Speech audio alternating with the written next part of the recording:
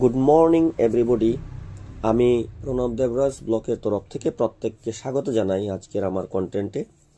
আজ 23শে জানুয়ারি 2025 ইংরেজি।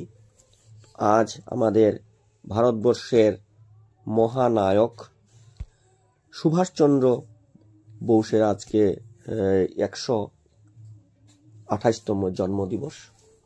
তো আমি আমার প্রণব দেবরাজ ফেসবুক পেজের তরফ থেকে সমগ্র দেশবাসী সব প্রত্যেককে আমি শুভেচ্ছা জানাই। ভারতের স্বাধীনতা আন্দোলনের সর্বশ্রেষ্ঠ মুক্তিযোদ্ধা দেশ নায়ক নেতাজি সুভাষচন্দ্র বসুর আজ 128তম জন্মবার্ষিকী। ওনাকে আমি আমার পেজের তরফ থেকে জানাই আন্তরিক শ্রদ্ধা ও প্রণাম। সুভাষচন্দ্র বসু ভারতের স্বাধীনতা সংগ্রামের ইতিহাসে এক চিরস্মরণীয় কিংবদন্তি নেতা ছিলেন। ভারতের স্বাধীনতা অর্জন আন্দোলনে তিনি হলেন এক অতি উজ্জ্বল ও মহান চরিত্র, যিনি নির্ভীকভাবে এই মহাসংগ্রামে নিজের সমগ্র জীবন উৎসর্গ করেন। তিনি নেতাজি নামে সমধিত পরিচিত। সমগ্র ভারতবর্ষ সহ সমগ্র পৃথিবীতে নেতাজি সুভাষচন্দ্র কে না চিনে। তিনি নেতাজি নামে সম্বোধিত ছিলেন যেভাবে সবার কাছে অনেক শ্রদ্ধারও পাত্র ছিলেন। উনাকে এই 128 বৎসর পূর্ণ হয়ে গেছে, কিন্তু এখনো উনাকে সবাই স্মরণ করে। সুভাষচন্দ্র বসু পরপর দুবার ভারতীয় জাতীয় কংগ্রেসের সভাপতি নির্বাচিত হয়েছিলেন, কিন্তু মহাত্মা গান্ধীর সঙ্গে আদর্শগত সংঘাত ও কংগ্রেসের বৈদেশিক ও অভ্যন্তরীণ নীতির প্রকাশ্য সমালোচনা এবং বিরুদ্ধ মত প্রকাশ করার জন্য তাকে পদত্যাগ করতে হতো। তো আজকের এই দিনে নেতাজি সুভাষচন্দ্র বসুর কিছু ব্যক্তিগত বিবরণ আপনাদের সম্মুখে সংক্ষিপ্তভাবে আমি তুলে ধরছি। ওনার জন্ম হয়েছিল 23শে জানুয়ারি 1897-এ কটক, উড়িষ্যা বিভাগ, বেঙ্গল প্রদেশ, ব্রিটিশ ভারত, অধুনা ককট, উড়িষ্যা রাজ্য, ভারতবর্ষে ওনার জন্ম হয়েছিল।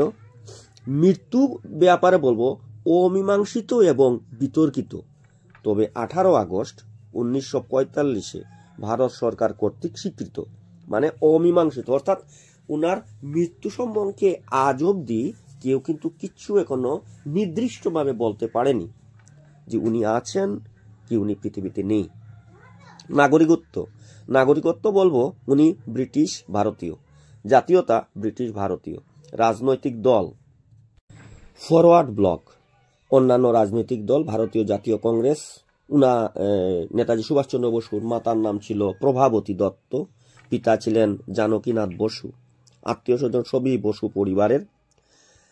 তো শিক্ষাগত যোগ্যতা ব্যাপারে বলবো উনি ব্যাপটিস্ট মিশনের এবং প্রটেস্ট্যান্ট ইউরোপীয় স্কুল থেকে উনি শিক্ষা গ্রহণ করেছিলেন। উনি ভারতীয় জাতীয় কংগ্রেসের অনেক দিন সভাপতির দায়িত্বে ছিলেন। নেতাজি সুভাষচন্দ্র বসু ওনার কার্যকালে একটা দল তৈরি করেছিলেন, যে দলটার নাম ছিল আজাদ হিন্দ ফৌজ, এবং সেই আজাদ হিন্দ ফৌজটা অনেক সুন্দর সুচারুভাবে উনি যখন ছিলেন সেই দলটা কার্যকাল চালিয়ে গেছিল।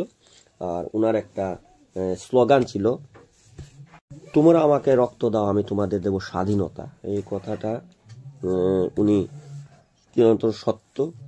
উনি যেভাবে বলেছেন সেইভাবে আমাদের ভারতবর্ষের প্রত্যেক জনসাধারণের উদ্দেশ্যে কিন্তু উনি কার্যকালে করে গেছেন।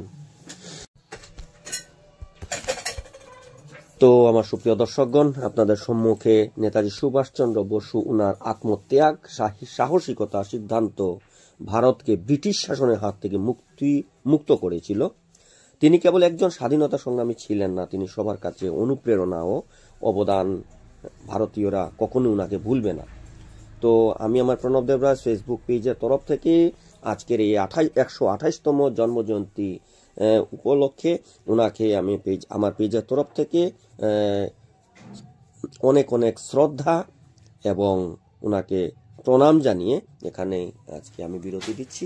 তো আপনারা অবশ্যই সবাই আপনারা ভালো থাকবেন, সুস্থ থাকবেন। নমস্কার, জয় হিন্দ।